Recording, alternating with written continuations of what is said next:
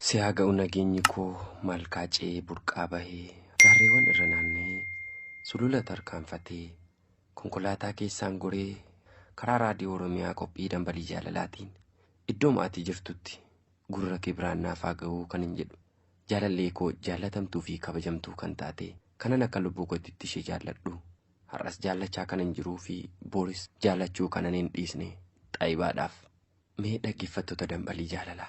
Namni baay'ee jaallattaa yoo isin dhiisee mala ittiin garaa kutachuu dandeessa yoo qabaattan mee naaf dhaamame. Ani karaa koo waanan jedhu waanan godhuu fi waanan dubbadhu wallaaleetin jaalallee koo kan akka eebootti onnee koo waraanee jiru kana ofirraa buqqisee gatuu waanan hin dandeenyeef jaalaluma ishee kanaatiin rakkachaa jiraachuun filadhe. Maaltu beekaa akkuma carraa ta'e immoo guyyaa tokko moo yaada jijjiirrattee gara kootti deebitiin ta'aa jedheetin obsaatiin immoo ishee eega. Isheen deebi'uu baattus garuu ani jaalala ishee waanan dhiisu natti hin fakkaatu.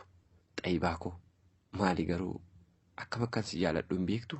Ijoollummaa korraatii kaasee hangam akkan si jaaladhu ni beekta. Boodarras jireenya jaalalaa keessa erga seennes hangam akkan jaalala keetiif miidhamu ni argitaas ni beektas. Kana hunda bira tarkaanfattee jecha namootaa fudhattee anarraatii adda ba'uun gaarummaa ta'ee akkamitti akka inni sitti argame naaf hin galu. Xaayibaa koo ni yaadatta yoo taate yeroo jaalala waliin dabarsaa turretti ani siif jechan dhaban ture. Yeroo tokko ija koo, yeroo kaan ammoo lubbuu koo, yeroo kaanis xaayibaa koo jedhee si waamee jaalalan siif qabu siif ibsan ture. Har'as ati adda narraatii bahi malee jaalalli kee adda waan narraatii hin baaneef jechootan duraan ittiin si waamuu har'as ittiin si waamuu hin dhiisu. Ija koo ati numa jirtaa garuu nagumaan maali nama jaalala hanga kanaa waliin dabarsanii miti namni guyyaa tokko wal arganuu salphaatti akkatiin irraanfatte kanatti wal irraanfataa laata. Maali garuu maal taanaan jaalala kufachisuu barbaadde? Jireenya mi'ooftuu ansi faana eegalee jiru kana maaliif addaan kutuu barbaadde? Oduun nama akkamittiin si mo'achuu danda'e? Xaayibaa koo guyyaa ati akkanan jaallanne natti himtee fi anarraatii adda ba'uu kee guyyaa ati natti himte irraatii kaase jaalala keetiin ala jiraachuu waan hin dandeenyeef oduun si arguus nagaa argachuu waan hin dandeenyeef godina Arsii irraatii ka'een naannawaa Oromiyaa keessaatii ba'ee Jijjigaatti gale. Amma kunoo jaalala kee achi taa'ee yoon obsinaaf wayyaa jedheetin magaalaa Jijjigaa taa'aa jira. Jaalallee koo ati garuu bakkumatti dhalattee guddattee godinuma Arsii xitaa keessa jiraachaa jirta. Xaayibaa koo ija koo lubbuu koo isa kamiin si waamu ni jiraa laata jechi biraa kan ittiin ani garaa kee laaffisachuu danda'u? Jechuun ani amma tarreesse kun hundi isaanii yeroon si jaallachaa ture sana keessatti warreen ani jaalala koo siif ibsuu itti fayyadamaa ture waan ta'eef yoomuu isaan irraanfachuu hin danda'u. Xaayibaa koo ammallee lapheen koo simaaf madooftee jirti. Ogeessi fayyaa laphee koo jaalalaan madooftee fayyisu waan hin argamneef atimti koottuti laphee koo ishee siif madoofte kana ofuma keetiin fayyisi. Yoo siin ta'eetiin ala akka hin fayyineen sirriittiin hin beeka. Kanaafuu jaalallee koo haga ammayyuu ani si eegaatiin jira. Jaalala keetiif ammas bakka hin qaba. Lapheen koo jaalala kee simachuutiif har'a boor odoo hin jedhiin yeroo tokko odoo hin kenniin si eeggatti. Akkati deebitee dhuftee laphee koo jaalala keetiin madoofte kanas akkati naaf fayyistu abdiidhaan eeggachaa jirti. Jaalallee koo sin jaaladha. Yoomillee si jibbuu hin danda'u. Jaalallee kee kan yeroo hundumaa si jaallachaa jiraatu magaalaa Jijjigaatti kan argamu Habiba Damedha. Jaalallee koo duraanii kan isheen an jaalallee ishee ta'uu irraanfatte. Kan ani immoo hanga ammaatti akka isheen jaalallee koo taatetti yaadaa jiru Xaayibaadhaaf.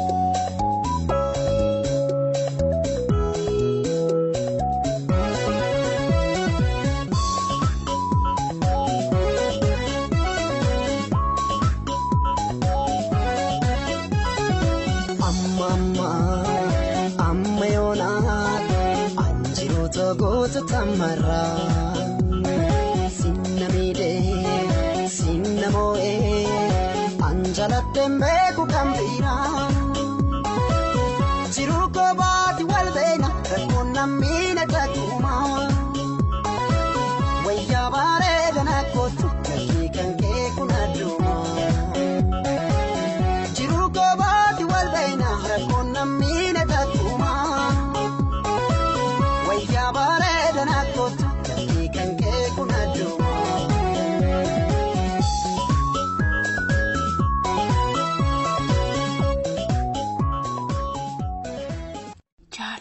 Jaalala waaqatu uume kaleessa ture har'as jira borus ni jiraata.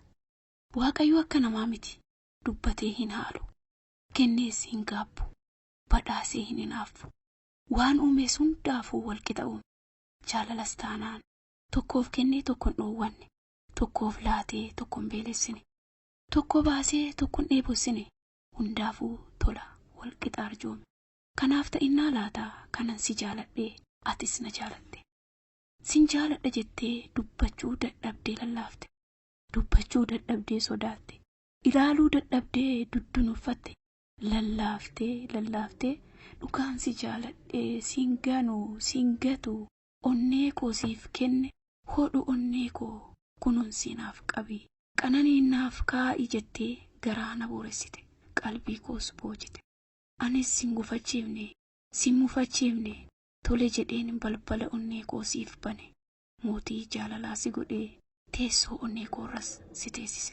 Sin jaaladha si malee sin ganu sin gatu si maleen jiraadhu sirraa sin fagaadhu waliin jennee wal jaalachuuf sardamne. Walitti gaggabne fira dhokannee walitti baqannee godoo tokko keessa jiraachuus jalqabne. Haa ta'u kaa hunduu humnaa fi amala jaalalaati. Gaafiif gaabbiin qabu. Agartee yeroo jaalalli kiliin jibba kilii uumaa jedhan akkasumas dhaadannoon hittoo ammuma biddeen dhufutti jedhan nan dhagaan ture. Garuu arge hin amanne ture. Amma garuu argee amaneen jira. Waan taateef maal akkan si godhee hin beeku. Jaalalli keenya ariifatee fiigu suni amma fiiguu miti tarkaanfachuu dadhabee ijaajjee kabajni tuffiitti jijjiirame. Si maleen filadhuun si maleen jiraadhuun si waliin hin jiraadhu dhale. Siifan du'aan sin ajjeesaa ta'e. Garuu maaliif garuu? Sinsinnii keenyatu dhume ta'aa. Waliin jiraachuutu kana qaba. Dhumni namaa kana ta'aa. Nama jaalatanin ni fayyadu malee hin miidhan. Waliin dhibbatu malee sin dhibbisan. Ni yaaduuf malee hin yaaddessan. An garuu sin miidhe, sin dhibbise, sin yaaddesse natti fakkaata. Kanaaf na miidhuu fi na dhibbisuu filatte. Osoon hin beekiin yoo ta'e malee osoon beeku siif yaaduu malee si miidhuuf sakandii tokkoyyuu yaadee hin beeku. Tarii wal hubachuu dadhabnee laata. Waa maraafuu kan darbeen darbatanii jedhu mitiire. Yoon osoon hin beekin si miidheef dhiifama. Siin garuu na miite jedhees sin himadhu. Egaa amma murtii koon sitti maana dhagaye. Garaan keenya sobaan guutamee arrabni keenya soba dhugaa fakkeessee dubbateera.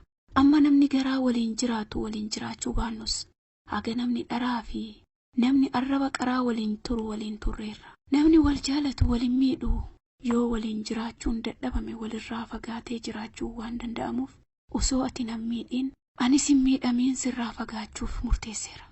Onnee jaalalaa waadaa natti kennite siif kaa'uuf waan hin dandeenyeef hodhu narraa fudhadhu. Bakka isaattis deebifadhu.